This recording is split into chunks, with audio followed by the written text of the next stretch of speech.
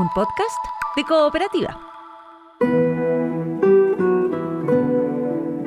Este es un podcast sobre historias que suceden delante y detrás de la pantalla, sobre las personas que hacen películas, las personas que las ven y las personas que las sueñan.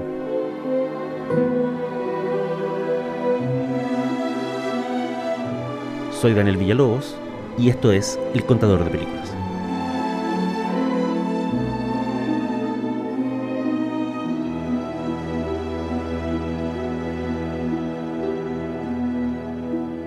Esto es El Contador de Películas y la historia de hoy se llama La única víctima de la bruja de Blair. Están las historias de terror que nos ofrece el cine, enmarcadas dentro de una pantalla y delimitadas por un final y un cierre donde corren los créditos. Y están las otras historias de terror, aquellas que suceden fuera de la pantalla, donde los créditos son infinitos y donde a veces no hay un final. La que viene ahora es una de esas historias de terror. Es una historia de abuso y maltrato laboral. En agosto de 1997 aparece un aviso en la revista Backstage pidiendo actores con especial talento para improvisar. So Sanchez and Myrick wrote a 35-page screenplay without any dialogue, since they knew they wanted the project to be improvised. Entre los 2.000 candidatos que se presentan, llega Heather Donahue, una muchacha de 23 años. Termina siendo elegida para un rol que implica moverse por el bosque día y noche, improvisar todos sus diálogos y sobre todo usar su verdadero nombre. Este último detalle será de vital importancia más adelante. Heather Donahue, junto a sus colegas Michael C. Williams y Joshua Leonard, terminan viajando al Parque Natural Seneca Creek, en Maryland. Allí, vigilados a distancia por los directores del proyecto durante 8 días, los 3 actores debutantes dan vida a los protagonistas de una de las películas de terror más exitosas de los 90. El proyecto de la bruja de Blair. Solo quiero pedir disculpas a la madre de Mike, a la de Josh y a mi madre.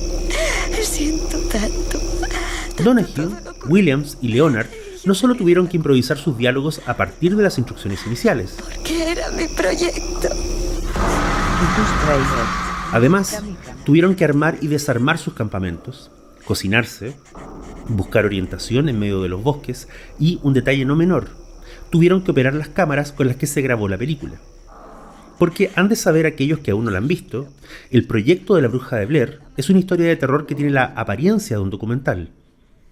El metraje que vamos a ver, se supone, está tomado de las cámaras de 3 estudiantes de cine que desaparecieron en los bosques de Maryland buscando a la bruja de Blair. Y aquí es donde los límites entre la ficción y la realidad se cruzan, y sobre todo donde el abuso legal y económico de la industria se hace muy, muy real. Antes de grabar un solo minuto de la película, los 3 protagonistas debieron firmar un contrato, muy breve, 1 página y media. El documento estipulaba 2 cosas. Ellos recibirían un bono extra, no determinado, después de que los productores obtuvieran más de $1 millón de ganancia. Y segunda cosa, los actores aceptaban usar sus nombres reales dentro de la ficción para efectos artísticos. Ninguno de los 3 tuvo ninguna duda en firmar. Eran actores jóvenes, eran desconocidos e inexpertos. La idea de que esa película de terror independiente generara $1 millón les parecía absurda. Y la condición de usar sus nombres reales dentro de la historia no les molestó para nada. And so I saw an ad that said that it was going to be a completely improvised feature film shot in a wooded location. Shooting was going to suck as much as you can possibly imagine anything sucking. Right. And show up. El proyecto de la bruja de Blair costó poco más de $35.000 de la época y produjo casi $250 millones en taquilla. Sin embargo, incluso después del paso por Sundance y de que la película fuera comprada para su distribución por el estudio Artisan, los protagonistas de ella siguieron siendo no solo pobres, sino muy pobres. En una entrevista publicada hace poco por la revista Variety, Heather Donahue cuenta que su situación económica era tan precaria en 1999, el año del estreno, que el único auto que podía permitirse era un Toyota Celica de segunda mano, que un día se quedó en pana justo debajo de uno de los afiches de la película. Los otros 2 actores tampoco estaban nadando en dinero y fama. Joshua Leonard seguía trabajando de garzón en cócteles y fiestas, y Michael C. Williams era jornal en una empresa de mudanzas. El problema era el siguiente. No solo habían firmado un contrato leonino que no les daba derecho a ninguna regalía ni bono, sino que habían aceptado que sus personajes tuvieran sus nombres en la ficción. Y el mito de que todo esto era una historia real y que de verdad 3 documentalistas habían desaparecido en los bosques de Maryland era el centro de la campaña de marketing del estudio.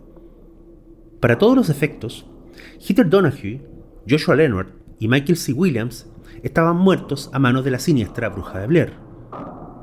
Por lo tanto, no podían aparecer en ni una sola de las actividades relacionadas con el estreno del filme. No podían ir a una alfombra roja, ni saludar a los fans en las salas de cine. Se suponía que estaban desaparecidos. En su autobiografía Groger, publicada en el 2012, Heather Donahue recuerda un dato específico. Cuando la película se estrenó en la sala Angélica en Nueva York, ella tuvo que mirar la cola, una cola que daba la vuelta a la calle, desde la otra vereda, con jockey y bufanda. Nadie podía reconocerla. Para empeorar las cosas, muchos de los amigos de sus padres, al verla y ver su cara con su nombre real en los avisos y en el marketing de la película, pensaron que estaba muerta. Así que el buzón de la casa de sus padres empezó a llenarse de tarjetas de condolencia. Cuando pasaron las semanas y buena parte de la falsa histeria creada por la campaña del estudio se calmó, los protagonistas pudieron dar entrevistas, asomar la cabeza en la prensa y básicamente disfrutar del éxito. Eran los actores del hit de terror más impactante del año. En cualquier otra circunstancia habrían sido catapultados al estrellato. Pero de nuevo, las cláusulas del contrato que habían firmado corrían en su contra. Heather Donahue apareció en una entrevista donde mencionó que su vida no había cambiado en nada en términos de lujo y glamour. «Soy la estrella de cine más pobre de Norteamérica», dijo. De inmediato la llamó un publicista del estudio Artisan y le informó: «No puedes decir eso. No puedes dar declaraciones que dañen la imagen de la película». Aquí viene el otro gran problema derivado de que la producción hubiera usado el nombre real de sus protagonistas en la película. Para muchos directores de casting y productores a lo largo y ancho de Hollywood, Donahue, Williams y Leonard no eran actores. Salían con sus nombres reales en pantalla. Era obvio que se habían interpretado a ellos mismos. Por lo tanto, lo razonable era pensar que no fueran capaces de interpretar a nadie más. De ahí se derivó una situación muy extraña. Aunque muchos admiraban la presencia del trío en el proyecto de la Bruja de Blair, eso no se trasladó a un torrente de ofertas de trabajo. Al revés, al cabo de un par de años, los 3 estaban tan a la deriva como antes de filmar la película. Hubo pequeños atisbos de éxito. Heather protagonizó un par de cortometrajes y en el año 2002 fue una de las protagonistas de Taken, una miniserie de ciencia ficción producida por Steven Spielberg. You're a very complicated little girl. What do you mean? I mean, with what you can do, you could have walked out of that building. Michael C. Williams apareció en un episodio de La Ley y el Orden y en otra serie policial llamada Without a Trace. Entre paréntesis, para que nadie se confunda, Michael C. Williams es el camarógrafo que entra con Heather a la casa abandonada al final del proyecto de la Bruja de Blair. Lo que significa que es Williams quien está de pie mirando a la pared en esa habitación en penumbras en la última escena.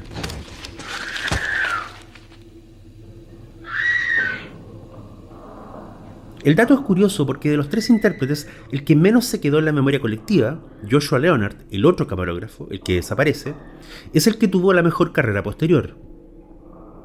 Desde 1999 hasta hoy, Leonard ha trabajado como actor, productor, guionista y director. Ha aparecido en episodios de Criminal Minds, CSI y Bones. También ha dirigido 4 largometrajes, siempre a una escala muy modesta. Sin embargo, el caso de Heather Donahue fue especial por varias razones. Era la protagonista. Era la única mujer del elenco. Era la que tenía ese intenso y famoso monólogo frente a la cámara. Y su personaje en la ficción era bastante más duro e intenso de lo que solían ser las protagonistas del cine de terror de esa década. Todo esto se puede resumir en una frase. De todos los involucrados en el proyecto de la Bruja de Blair, Heather Donahue fue la que sacó la peor parte. Fue la persona a la que muchos apuntaron cuando se destapó oficialmente la verdad respecto al mito creado por los realizadores. Si la campaña había jugado con la credulidad del público, alguien debía responder, ¿y por qué no ella? Heather Donahue fue una de las primeras personas en sufrir lo que hoy se conoce comúnmente como acoso virtual. No había redes sociales, pero había páginas web. No había smartphones, pero había fax. Y siempre se podía uno conseguir la dirección de los padres de la actriz y enviarles una carta llena de insultos, cosa que ocurrió muchas veces. En un momento de esa comedia fabulosamente perversa que hizo Joe Dante, llamada Looney Tunes de vuelta a la acción, una ejecutiva de la Warner Brothers le informa al Pato Lucas de su despido. «No pueden despedirme», dice él. «Soy el Pato Lucas». «Ya no lo eres», dice la ejecutiva. «Nosotros somos dueños del nombre». El Pato Lucas de inmediato intenta decir su nombre y no puede. Heather Donahue podía seguir diciendo su nombre, pero eso que era el principal valor para una actriz, que la gente reconociera su nombre en un crédito, para ella se volvió un problema. Todo el mundo la reconocía por haber sido la chica del proyecto de la Bruja de Blair. Y nadie estaba dispuesto a contratarla, justamente por haber sido la chica del proyecto de la Bruja de Blair. Como contó en su libro, hubo un momento en que la situación colapsó. Ya no era viable intentar una carrera en Hollywood, ya no era viable vivir en Los Ángeles, y ya no tenía sentido esperar un llamado que nunca llegaba. Así que un día Heather Donahue decide hacer lo que luego llamó la Gran Purga. Tomó la camisa de franela que había usado durante la película y que había guardado por años, y se la regaló a un mendigo del barrio. Luego cogió su auto y manejó hasta el parque Joshua Tree. Ahí, en un rincón de una zona desértica, armó una parrilla portátil, encendió un buen fuego y quemó pilas y pilas de currículum fotocopiados, fotografías profesionales de su rostro y su cuerpo, cajas de maquillaje, productos para el cabello, cepillos, ropa interior, recortes de prensa, cintas de video con entrevistas grabadas y varios afiches autobiografiados del proyecto de la Bruja de Blair. Con una cerveza y un pito en la mano, Heather Donahue vio quemarse en la noche del desierto su breve carrera como actriz. Más tarde, volvió a la ciudad, desarmó su departamento y huyó de Los Ángeles. Después de girar por distintos trabajos de medio tiempo, se estableció en el mundo rural y se convirtió en una cultivadora de marihuana con fines medicinales. Cuando eres actriz, escribió en su libro Grow Girl, desapareces y reemerges a través de las palabras de otra persona. Esa fue otra razón poderosa para mi renuncia. Quería recuperar mi historia, y las palabras ajenas ya no me servían.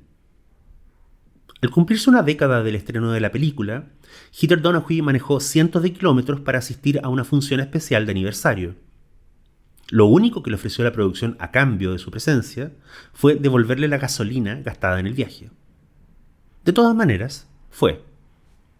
Y lo que más le sorprendió al ver la película de nuevo fue lo inocente e incluso ingenua que lucía toda la empresa. La seriedad con que la película abordaba el supuesto mito de la Bruja de Blair, lo anticuada de su estética, lo precario de sus imágenes.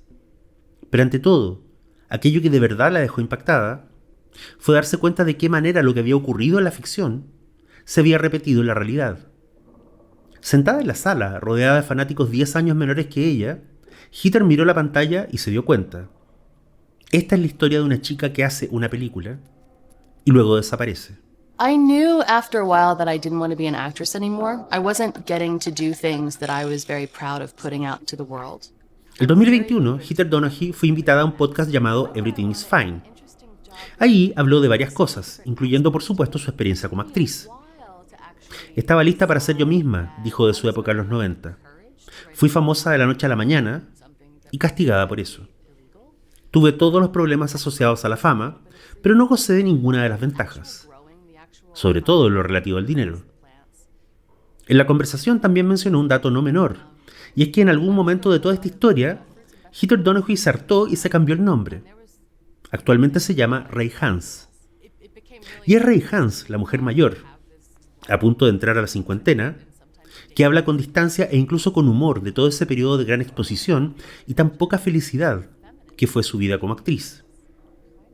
Me resisto a instrumentalizar lo que me pasó para quedar como una víctima, dice en la entrevista. Detesto esa actitud, la actitud de los que dicen me puedo portar como quiero, porque he sufrido tanto y soy una víctima. En algún momento de todo este viaje, al trío de intérpretes por fin les llegó algo de dinero, ya fuera por algún proyecto abortado o por la secuela del 2016 llamada simplemente Blair Witch. La leyenda dice que hay una maldición en el bosque.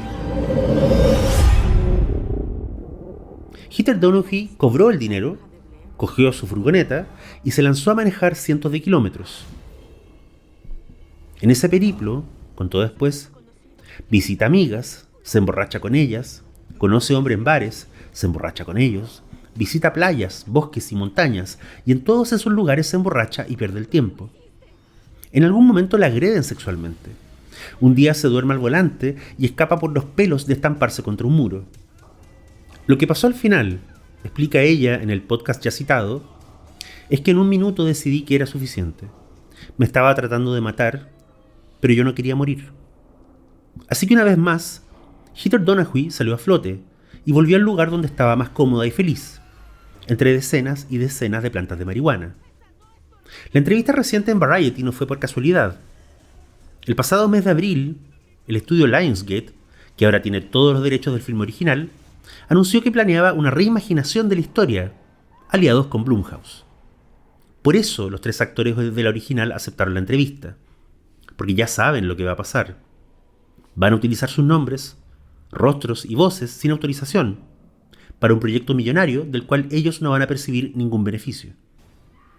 ¿Qué tan lejos pueden llegar estos usos abusivos cuando no hay un documento que los evite? Bueno, tan lejos como lo que le ocurrió a Heather Donahue hace 2 años, cuando descubrió que en Tar, la película de Todd Field con Cate Blanchett, se hacía uso de su voz sin darle crédito ni dinero. Como tantas otras veces, de su propio bolsillo, la ex actriz tuvo que notificar a los productores de Tar para exigir una justa compensación. En algún dossier de alguna oficina en un estudio de Hollywood está la copia original de ese contrato. Ese contrato que los 3 actores firmaron en ese lejano año 1997 para trabajar en una película que iba a ser un pequeño proyecto indie y que hizo millonarios a todos los involucrados salvo a sus protagonistas.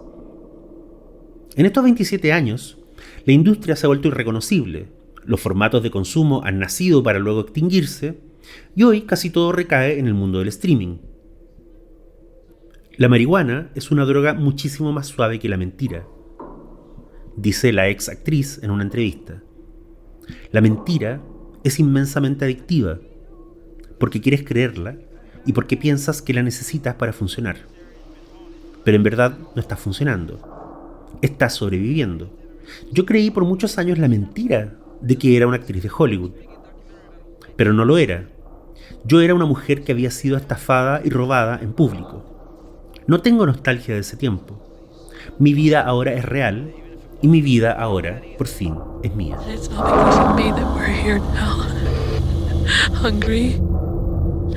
Soy Daniel Villalobos y esto fue El Contador de Películas. Hasta la próxima. Just want to apologize to Mike's mom and Josh's mom and my mom. Tell me where you are, Josh!